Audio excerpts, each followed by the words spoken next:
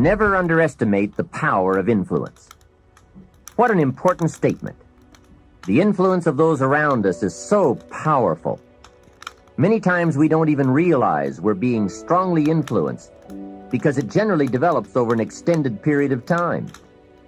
Peer pressure is an especially powerful form of influence because it is so subtle. If you're around people who spend all they make, chances are excellent that you'll spend all you make. If you are around people who go to more ball games than concerts, chances are excellent that you'll do the same.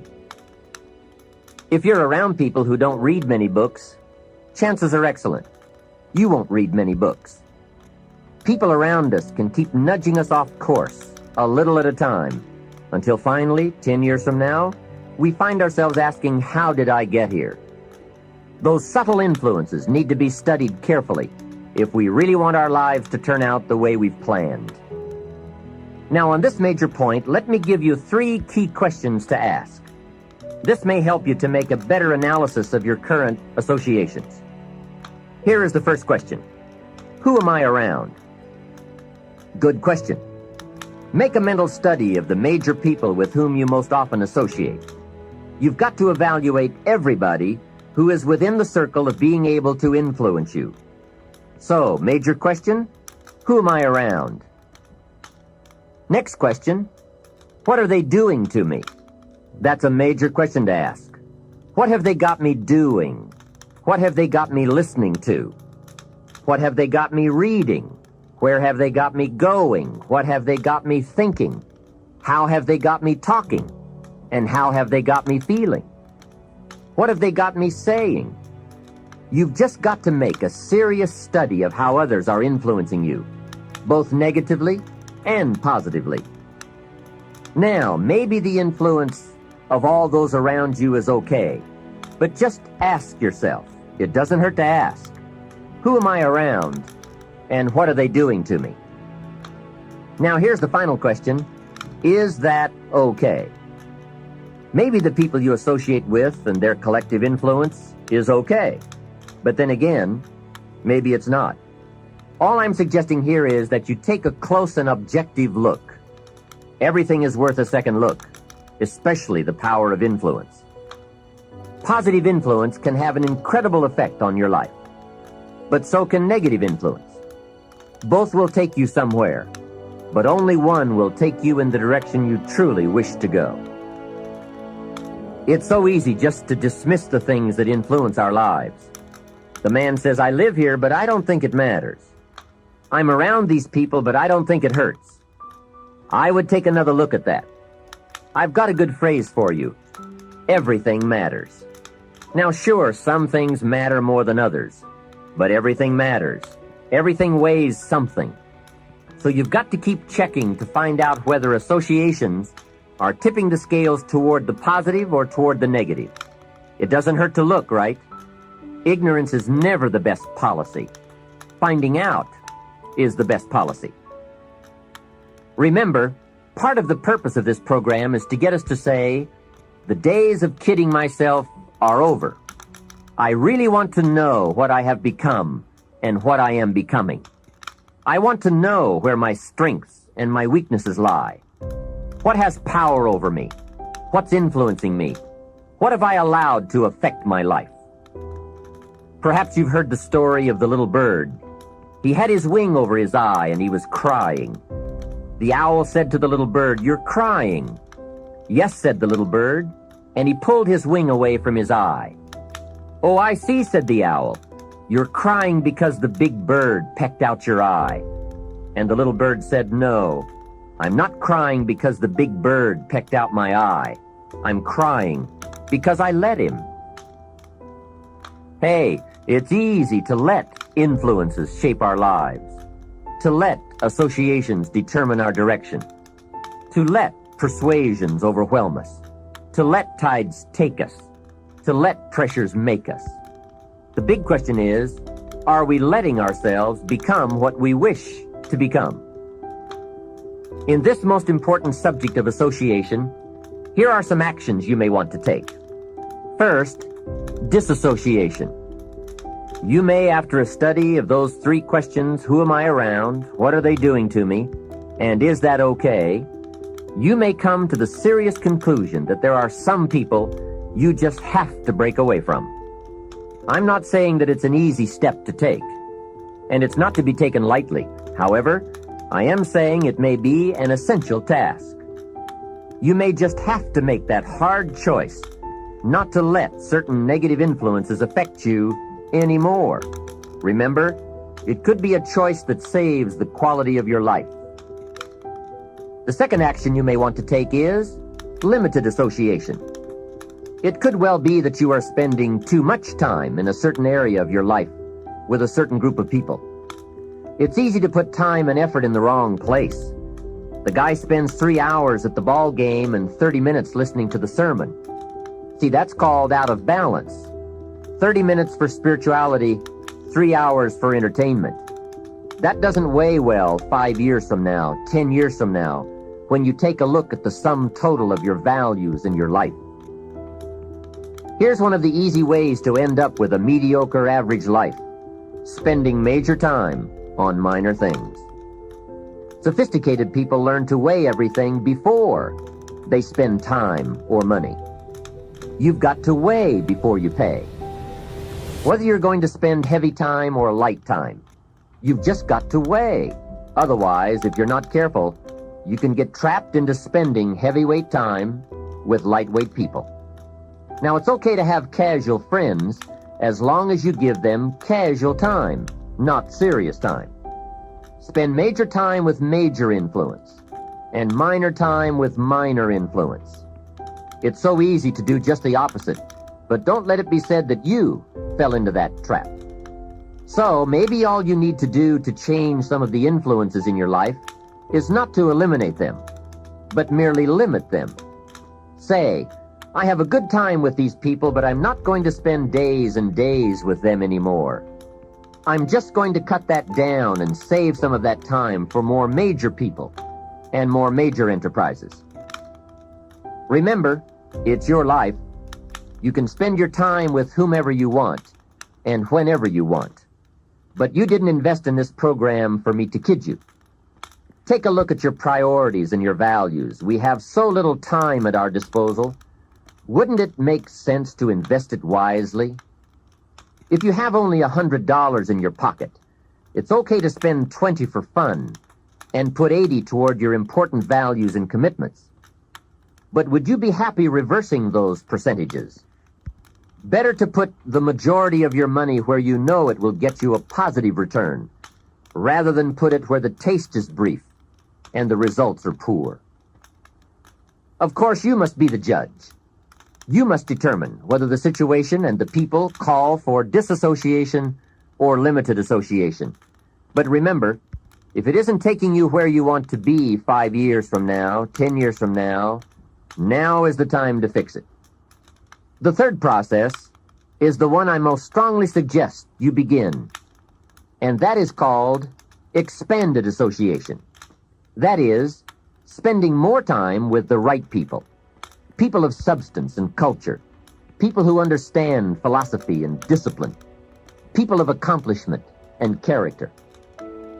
Many years ago, Mr. Schoaf said to me, Mr. Rohn, if you truly wish to be successful, you've got to get around the right people. Then he said, it looks like in your present circumstances you're going to have to plot and scheme. And that was true. I had to plot and scheme to get around the right people. On some of those early opportunities I had to be around successful people, I would park my car a couple of blocks away. I knew that if they saw my car, I'd never get in. On more than one occasion, I got the question, how did you get here? To which I would respond, oh, someone dropped me off. And that was me dropping me off a couple of blocks away. Whatever you have to do, do it. Keep asking the question, who can I get around? Who could I spend some time with who would have a positive influence on my life? I played every trick in the book I could think of to get around the right people, but it was worth it. Now here's the surprise. It is possible for a modest investment to get around major people. If you had a chance to sit down for an hour or two with a wealthy person, and all that you had to do was to pick up the lunch tab, wouldn't that be a bargain? That person might drop an idea on you that could change your life. For a lunch tab. And that's where we need to go to get our success plan from successful people. Don't pick up your plan, especially your financial plan, from unsuccessful people. Here is something else exciting. It's possible for people of modest means to start a wealth plan. You don't have to be wealthy to have a wealth plan. You don't even have to be healthy to start a health plan. All you have to be is smart. Smart enough to say, hey, I've got the wrong plan, and I'm going to get around someone who has a better plan and make it my plan. So, find some successful people to help you fill out your success plan. Find somebody healthy to get your better health plan going. Find somebody living a unique lifestyle to develop your lifestyle plan. This is called association on purpose, getting around the right people by expanding your circle of influence. Here's another good question for you. Where do you go for your intellectual feast? Where do you go? Pity the man who has a favorite restaurant, but not a favorite thinker. He's picked out a favorite place to feed his body, but he doesn't have a favorite place to feed his mind. One way to associate with people of influence is through their writings, books, cassette tapes, whatever you can pick up. Maybe you can't meet the person, but you can read his books or listen to his cassettes. Churchill's gone, but he's left some books. Aristotle's gone, but we still have his ideas. Search the catalog for cassettes and libraries for books. Search the magazines, search the documentaries. They are full of chances for association and intellectual feasting. But in addition to reading and listening, we also need a chance to do some talking and sharing. I have some people in my life with whom I spend time on a regular basis, who help me with important life questions, who help me refine my own philosophy, weigh values, and ponder questions about success and lifestyle. We all need associations with people of substance to provide influence concerning major issues: society, money, enterprise, family, government, love, friendship, culture, taste, opportunity, community. Behavior is mostly influenced by ideas, and ideas are mostly influenced by education, and education is mostly influenced by the people with whom we associate. So don't join an easy crowd. Make sure you get around people who can ask the right questions about the latest ideas you've discovered, about your philosophy, your enterprise, your goals, your lifestyle. Go where the demands are high, where the expectations are high, where the spotlight is on to grow, to produce, and to become more than you currently are. One of the great good fortunes of my life was being around Mr. Schoaf those 5 years. During that time, he shared with me, at dinner, on an airplane, at a business conference, in private conversation, with a group, all those ideas that caused me to make the helpful and necessary adjustments in my thoughts and activities. And those daily changes, some so very slight, so very important, added up to such weighty sums in 1 year, 3 years, and 5 years. A big part of the value of this association was having Mr. Schoaf repeat the ideas over and over. You just can't hear basics, fundamentals, major pieces of the philosophy of life too often. Another part was Mr. Schoaf's unique ability to check and measure my progress. That is so important. Measurable progress, and having someone to monitor that progress. I will never forget my first list of goals that I put together after Mr. Schoaf's breakfast lecture on setting goals. My list contained only 4 or 5 items. When I showed it to him, he said, "Is this your list?" I said, "Yes." Then he started asking those very wise questions that all people of success and substance are inclined to ask.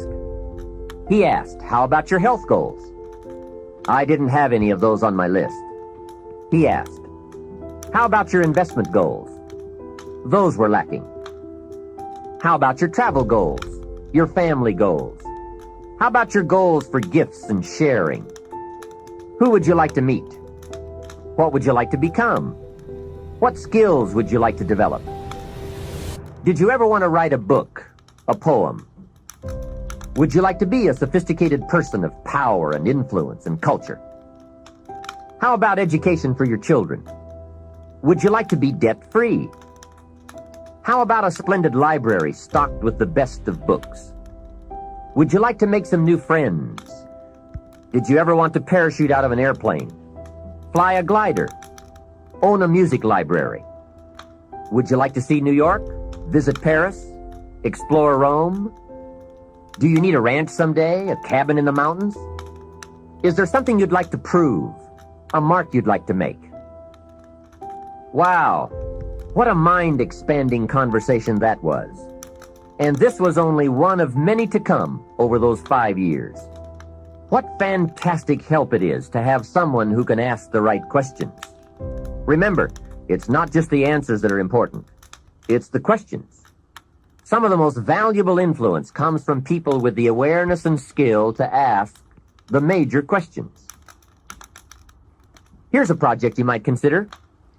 Choose 2 or 3 people for whom you have a great respect. Ask each of them to make a list of the major questions they would ask if they wanted to help someone make the best choice that would lead to a successful and happy life. If you get 3 lists, you will be surprised at the difference among them. Successful people approach life from a variety of experiences and a variety of attitudes. Now from these questions, you may get enough homework to get busy on for years to come.